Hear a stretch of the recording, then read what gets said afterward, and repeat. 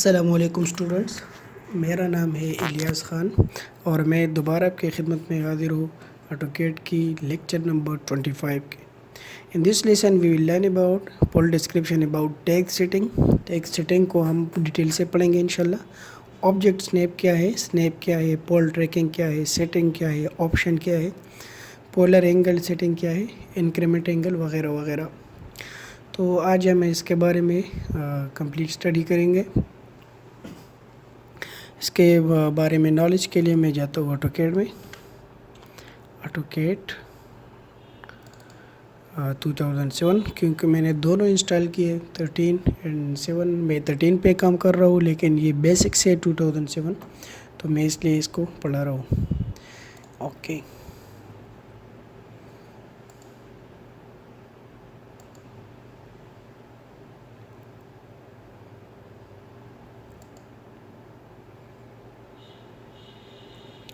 AutoCAD open हो रहा है।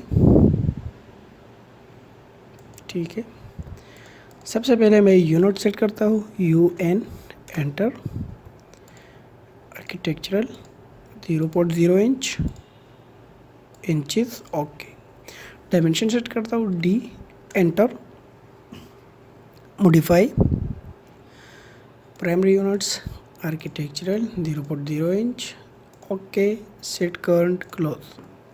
तो स्टूडेंट्स, सबसे पहले मैं एक लाइन ड्रा करता हूँ। इफेक्ट से लाइन सीधा करें और क्लिक करें। तो स्टूडेंट्स, मैं देखे एक और लाइन ड्रा करता हूँ इस पर। तो ये तो मुझे कॉर्नर शो कर रहा है, लेकिन ये मुझे मिड पॉइंट शो नहीं कर रहा। तो जो मिड पॉइंट शो नहीं कर रहा, इसके लिए अपने क्या करना है, ये जो नीचे ये टैग्स है, इन सारे को टैग सेटिंग कहा जाता है। ठीक है, अब ये लाइन की सेंटर मुझे किस तरह दिखाई देगा कि इसका सेंटर कहाँ पे है। तो मैं उस स्नैप में जाए, आप सेटिंग पे क्लिक करें और सेलेक्ट ऑल करें। ठीक है, इधर कुछ भी नहीं होगा। ठीक है, तो आप सेलेक्ट ऑल पे क्लिक करें और ओके करें। तो जो ही आप सेलेक्ट ऑल करें, फिर लाइन ले लें। ये देखिए, ये मुझे भाई इसका मिड बता रहा है कि ये इसका मिड है। तो ये बेसिकली यही फ़ायदा है और स्नैप का। ठीक है, मैं फिर से जाता हूँ सेटिंग पे। ठीक है, ये सारा ऑब्जेक्ट स्नैप है, तो ये आपका सेलेक्ट ऑल होना चाहिए। ये ऑफ ऑन होता है, जब ये ऑफ होता है तो ये फिर भी काम नहीं कर रहा है। मैं दोबारा ले रहा हूँ, देखिए ये काम नहीं कर रहा। तो इसके लिए आप स्नैप को ऑन करें। ये देखिए, ये अब ऑन हो गया है। अब दोबारा करें तो ये मैं इस पर क्लिक करता हूँ, ऑन पे क्लिक करता हूँ और ये देखें, ये फिर से काम कर रहा है। ठीक है, तो ये बेसिकली होता है ऑफ स्नैप। इसके बाद स्टूडेंट्स, स्नैप है।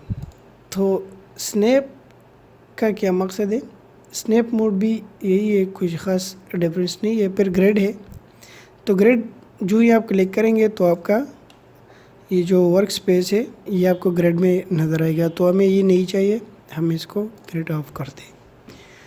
अर्थो है, अर्थो को ऑन ऑफ के लिए आप ये देखें, इफेक्ट भी प्रेस करें तो ये ऑन हो जाएगी। अगर अदरवाइज़ आप नहीं करना चाहते, मैं लाइन को लेता हूँ। ठीक है, देखिए ये अब सीधा है। मैं टेढ़ा करना चाहता हूँ, अर्थों पे क्लिक करें तो ये देखिए ये टेढ़ा हो गया, फिर क्लिक करें तो ये सीधा हो गया।